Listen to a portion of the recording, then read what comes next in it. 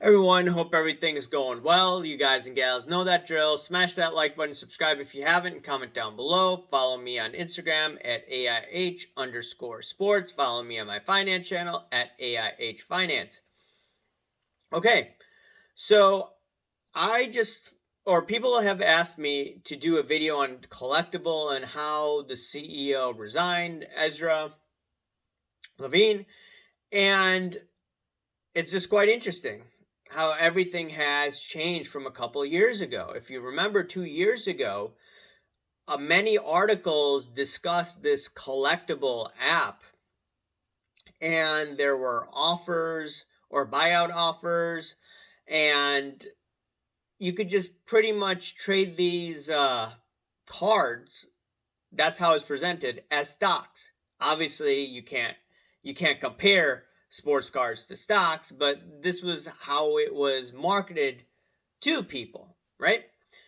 And I was suspicious about this a couple of years ago when the Wall Street crowd or the media said Wall Street's getting excited about this. Red flag. When Wall Street gets excited when the market has gone up like crazy, red flag, red flag, red flag. And on top of it, you had many people saying, oh, this is great for the hobby. This is amazing.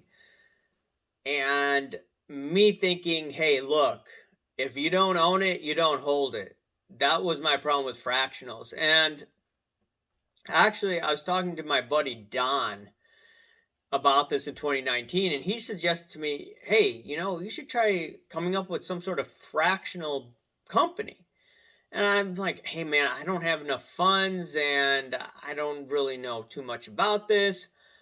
And he was just basically saying, hey, look, buy a card, and eventually people will pay a premium for it. Now, the issue with the fractional companies is that they raised a ton of money while the market was going on fire and they bought towards the peak, right?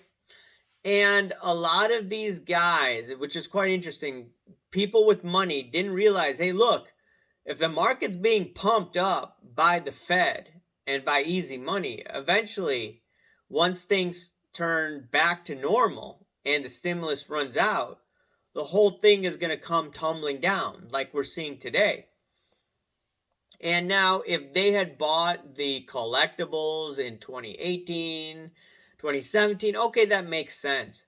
But once again, a lot of cards have been tumbling down. And some people are saying, like, hey, look, I'm not down in cards. Yeah, it depends when you buy.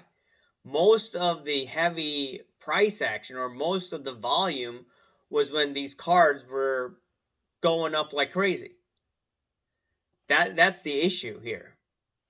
It's not that, hey, look, if you bought in 2014, 2015, 2016, or even 2018, you're probably doing okay, right? It just depends when you had purchased the collectible or the sports card. And this goes on and on and on. Now, I just wonder what's going to go on with these fractionals. The fractionals provided a source of or allowed the market to make these all-time highs in 2020, 2021. Now, I wonder what's going to happen to this app. A lot of high-end cards, once again, are quote-unquote getting margin calls.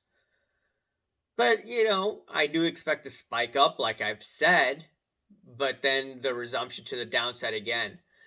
But I'm not telling what these companies to do, but if I owned a fractional company, if I saw blood in the streets, the economy collapsing, that's when I would buy the item. But, that's just me. And then sell it to the public. And then eventually over time, the prices would go higher. But anyways, someone asked me to do it, and, here's the video. And one last thing. So I do remember just from a small item card, it was a Mayweather card, PSA 10. What's quite interesting is that the PSA 10 in March of 2020 is around $2,000. Over a year later, that card was about $35,000, PSA 10, and it was a fractional company that bought the card, right? They were buying towards the top. The reason why I remember these prices for Mayweather is because I bought a BGS 9.5 and I was following the market very closely a couple of years back. And I was thinking, hey, look, if the PSA 10 starts to decrease significantly, I got to get out of that BGS 9.5.